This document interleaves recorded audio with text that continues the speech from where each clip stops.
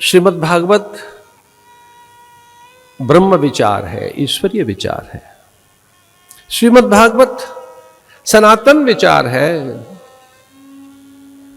और विचार सागर ये कहता है कि विचार करते करते आप वही हो जाते हैं, सद्विचार।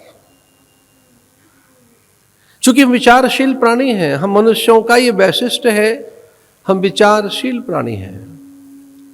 तो अगर ये भगवत विभूति, ये भगवत विचार हम ग्रहण कर सके तो इसका फल भगवान ही है। श्रीमद् भागवत की फलश्रुति कुछ और नहीं, ब्रह्मानुभूति ही है। इसका फल अमरता है, इसका फल स्वयं ब्रह्म है। कथा श्रवण का फल स्वयं भगवान है, क्योंकि ये वांग्मय विग्रह है भगवान का। भगवान की अनेक मूर्तियां, हम प्रतीक उपासक हैं, बिंब उपासक हैं, हम मूर्ति उपासक हैं, हम चित्र और चरित्र की उपासना करने वाले भारतीय, हम प्रतीकों की उपासना करते हैं। ये जानकर कि ये एक छोटा सा प्रतीक विराट का ही अंश है।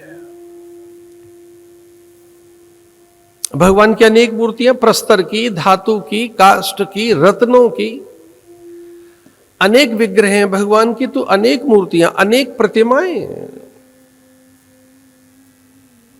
पार्थिव एक शिवलिंग की कल्पना करके देखो, नन्हे से मृद कण से, एक नन्ही सी रज कणिका से, एक तनिक सी रेणु कणिका से, रेणु कण, एक तनिक सा रज कण, मिट्टी का एक नन्हा सा कण, उसमें भी पार्थिव महादेव की स्थापना करने के हम अभ्यासी भारतीय।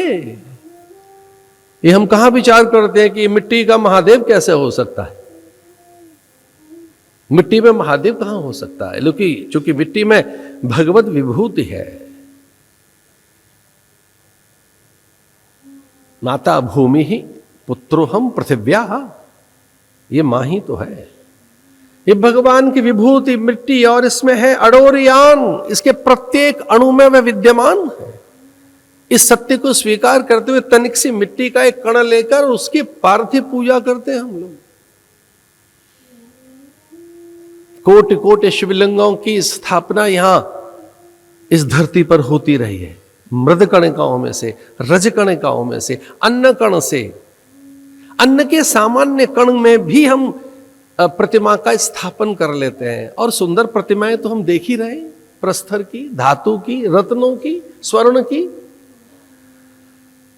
एक भाव प्रतिमा, शास्त्र कहते हैं मंत्र से भी प्रतिमा बनाई जा सकती है। भाव से, मंत्र से, विचार से, धारणाओं से, विचार से एक प्रतिमा गढ़ी जा सकती है। हम कल्पना करते ही तो हैं विचार से, सुख और दुख की। लेकिन ये जो सामने प्रतिमा है, जिसका भी पूज्य संतों ने पूजन किया, पुष्प अर्पण किए, ये प्रतिमा, ये विग्रह वांग्मय विग्रह है। निसंदेह ये पत्थर की मूर्ति नहीं है, पर ये कौन सी मूर्ति है? ये शब्द विग्रह है, शब्द मूर्ति। हमारे यहां तो महापुरुषों को भी मूर्ति कहते हैं। गुरु के लिए मूर्ति शब्द आया है। गुरु मूर्ति है, केवलम ज्ञान मूर्ति, भावातीतम, त्रिगुण रहितम, सदगुरुम तन नमामि।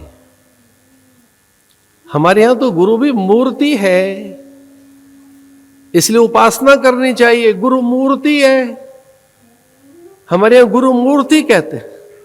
गुरु प्रतिमा है, विचार की प्रतिमा, तप की प्रतिमा, ज्ञान की प्रतिमा, आदर्श की प्रतिमा।